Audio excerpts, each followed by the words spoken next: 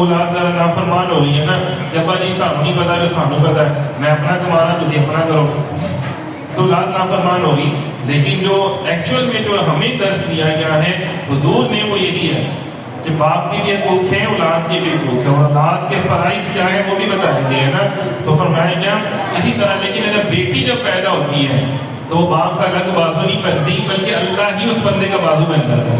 اللہ تعالیٰ کہتا ہے میں خود اس بندے کا بازو بن جاتا ہوں کہ میں نے اس شخص کو جو ہے وہ رحمت ادا کر دی، اپنی بیٹی مطلب بیٹی کی صورت میں رحمت ادا کر دی. تو کتنی بڑی بات ہے. میں اکثر خواتین کو کہتا ہوں کہ آپ لوگوں کا زیادہ بندہ محفل کروانا کہ آپ کو اللہ تعالیٰ نے اتنا رتبہ عطا فرما دیا ہے. عورتیں ہماری کہہ رہی ہوتی ہیں پھر بھی نہیں کہ ہمیں تو مردوں کے برابر خوب چاہیے.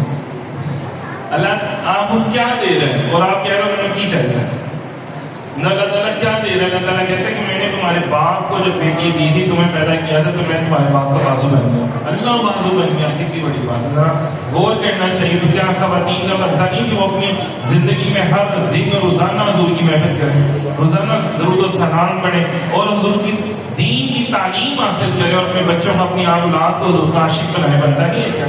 بنتا ہے نا. اسی طرح ماں کا بلند مقام کیا. حضور صلی اللہ علیہ وسلم نے کیا فرمایا؟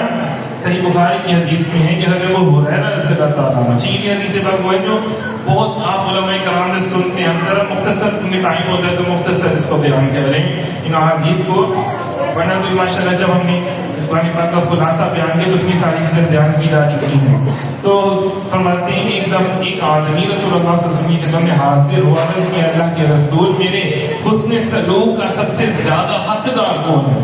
میرے پیارے نبی پاک صلی اللہ علیہ وسلم نے فرمایا تیری ماں سب سے زیادہ بہتر سلوک کی حقدار ہے تیرے. اس نے عرض کیا پھر کون ہے؟ دوسری دفعہ سوال کیا، پھر حضور نے فرمایا کہ تیری ماں. تیسری دفعہ بھی حضور نے یہی فرمایا تیری ماں. اور جب چوتھی مرتبہ پوچھا تو فرمایا تیرا باپ. تیرا باپ مطلب ماں کو اتنا بلند مقام اس دور میں عطا فرمایا کہ جب ایک شخص کی 10-12 بیٹیاں ہوتی تھیں اور جب فوت ہو جاتا تھا تو اس کی اولاد اور بیٹے ان جو ماں ہوتی تھی نا جو مطلب باپ کی دوسری بیٹیوں کو غلام بنا لیتے تھے. کوئی آدمی مر جاتا تھا تو اسے گھر والے عورتوں کو گنجا کر کے ان کو کالے کپڑے پہنا دیتے تھے یا تو اس کو قبرستان میں جا کے قبروں پہ پاس ہی بیٹھنا پڑتا. مطلب اتنا برا سلوک کیا جاتا تھا، اس کی کوئی اہمیت نہیں ہوتی تھی. اور اگر اس کا شوہر مر گیا تو پھر تو بالکل اہمیت نہیں. لیکن حضور علیہ السلام یہ فرما رہے ہیں کہ تمہاری ماں کے نیچے میں نے وہ تم جنت رکھ دی ہے، تمہارے لیے جنت جو ہے وہ تمہاری ماں کی قدموں کے نیچے ہے.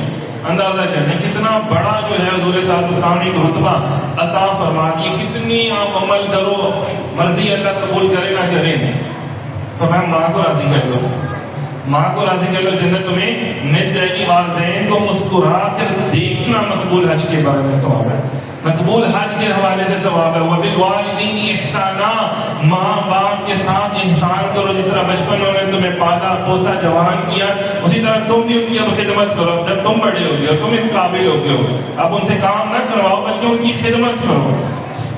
یہ اللہ تعالیٰ نے آیت میں کیا فرمایا؟ پہلے اپنے حقوق بیان فرمایا اللہ تعالیٰ نے کہ اللہ کی عبادت کرو، اس کے ساتھ اللہ نے والدین کا ذکر کر دیا. اور پھر فرماؤ بالوالدین احسانا وذی القربی والیتامی، جو تمہارے عزیز و اقارب ہیں ان کے ساتھ بھی حسن سلوک سے پیش آؤ. رشتے داریاں نہ توڑا کرو بلکہ ایک دوسرے سے ملنا جلنا رکھا کرو، پیار محبت سے ملا کرو. یہ کس کا درس ہو رہا ہے؟ اللہ اور اس کے رسول ہمیں جینا سکھا رہے ہیں، اپنے رشتے داروں کے ساتھ اپنے سلوک کرنا سکھا رہے ہیں. ایسی ماں کو بھی ذرا سوچنا چاہیے یار میرے رب نے، میں ایک حقیر فقیر کتنا سی اللہ کی بندی ہوں اور اللہ نے میری اولاد کے لیے میرے قدموں کے تلے جنت رکھ دیا. تو کیا ایسی ماں کا بنتا نہیں کہ وہ نمازیں پڑھے؟ کیا ایسی ماں کا بنتا نہیں کہ وہ درود و سلام پڑھے؟ کیا ایسی ماں کا بنتا نہیں کہ وہ قرآن کی تلاوتیں کرے؟ ایسی ماں کا بنتا نہیں ہے؟ آج کل کی مائیں کیا کر رہے ہوتے ہیں؟ زیادہ کہاں پر کے ہوتے ہیں معاملات موبائل کے ساتھ ہوتے ہیں. اولاد قسمان و بحثان ہوگی، بچہ رو رہا ہے فیڈر منہ میں ڈالنے کی بجائے کسی اور چیز میں ڈال دیتے ہیں. ہاتھ میں موبائل پکڑا ہوا ہے، روٹیاں میں بن رہی ہوتی ہیں، جل رہی ہوتی ہیں، سالن جل رہے ہوتے ہیں. یہ ہماری ماؤں کے آج اپنی ماؤں کے لاد ہے. جو ہم نے اپنی ماؤں کو دیکھا، یہ بڑی خواتین کو عمر کو دیکھا، وہ تو جناب باوضو ہو کے کھانا بناتی تھی کہ یہ کھانا ہماری اولاد نے کھانا ہے. تو ان کے اندر اچھی سوچیں آئیں، نماز سے محبت آئے، حضور سے محبت آئے.